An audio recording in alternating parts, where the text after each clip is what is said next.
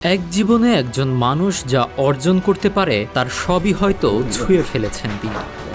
রাজনীতি, রণক্ষেত্র কিংবা খেলার মাঠ, সবখানেই তিনি এক অপ্রতিদ্বন্দ্বী অলরাউন্ডার। যশোর ক্যান্টনমেন্ট থেকে বিদ্রোহ থেকে শুরু করে সিলেটের এমসি কলেজ ও কামালপুর রণাঙ্গনে সম্মুখ যুদ্ধে সরাসরি নেতৃত্ব দিয়েছেন। বীরত্বপূর্ণ অবদানের স্বীকৃতিস্বরূপ পেয়েছেন বীর বিক্রম খেতাব। সামরিক পোশাক ছেড়ে রাজনীতিতে এসেও তিনি অবিস্মরণীয়। ভোলা ৩ আসন থেকে ৭ বার সংসদ সদস্য নির্বাচিত হয়েছেন। দায়িত্ব পালন করেছেন বাণিজ্য, পানি সম্পদ ও মুক্তিযুদ্ধ বিষয়ক মন্ত্রী হিসেবে।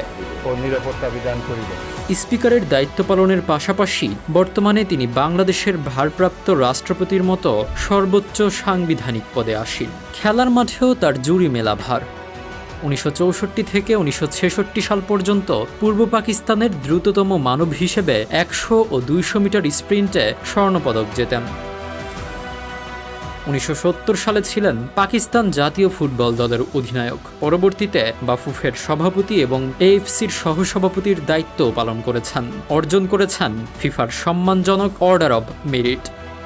ঢাকা বিশ্ববিদ্যালয়ের রাষ্ট্রবিজ্ঞানের মেধাবী ছাত্র থেকে শুরু করে রণাঙ্গনের বীর যোদ্ধা, চ্যাম্পিয়ন অ্যাথলেট এবং রাষ্ট্রের সর্বোচ্চ নীতি নির্ধারক মেজর হাফিজউদ্দিন আহমেদের এই বর্ণাঢ্য জীবন দেশের ইতিহাসে এক অনন্য দৃষ্টান্ত।